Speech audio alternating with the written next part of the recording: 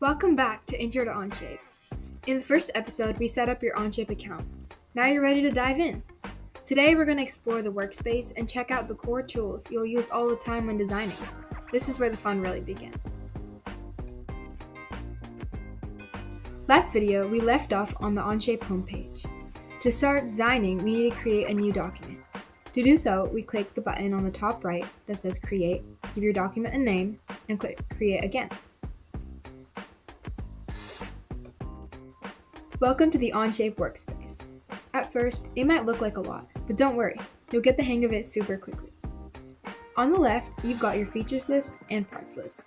Think of this as your project's history and inventory. On the top toolbar, you'll see all your main tools, sketching, 3D features, and a lot more.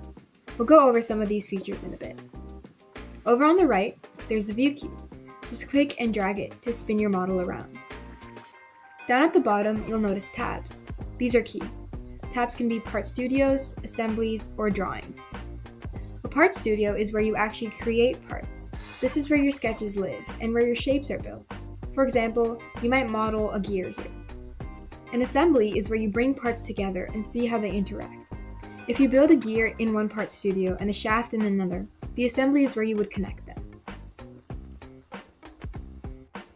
Before we start sketching, let's go over some navigation basics. Right-click and drag to rotate. Shift plus right-click, or press down your mouse scroller to pan. And lastly, scroll your mouse or touchpad to zoom in and out. Now that we're familiar with the workspace, let's move on to creating our first sketch. A sketch is just a flat 2D drawing on a plane. Imagine doodling on a piece of paper. You can draw lines, circles, rectangles, arcs, and more. Think of your sketch as a flat version or the outline of your object that you're trying to create. To create a sketch, simply click the pencil icon in the top left corner, or type Shift S. Next, you have to choose a plane, either front, right, or top. For creating our cube, let's select the top plane. The most basic thing you can draw in a sketch is a line. Find the line segment button on the toolbar, or type L. When dimensioning in Onshape, draw your feature at any length, type in the dimension you want, and press Enter.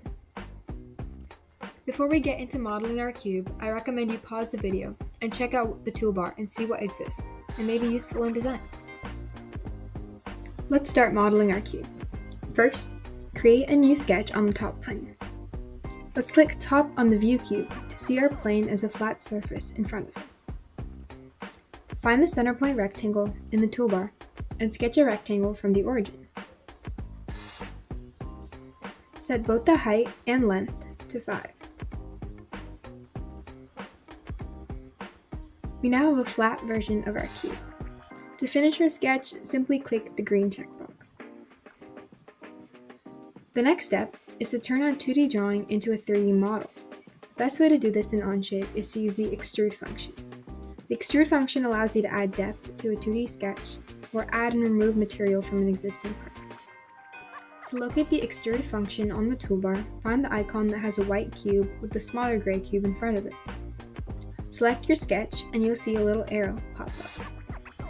You can drag this arrow up and down to see how different extrusions would look like.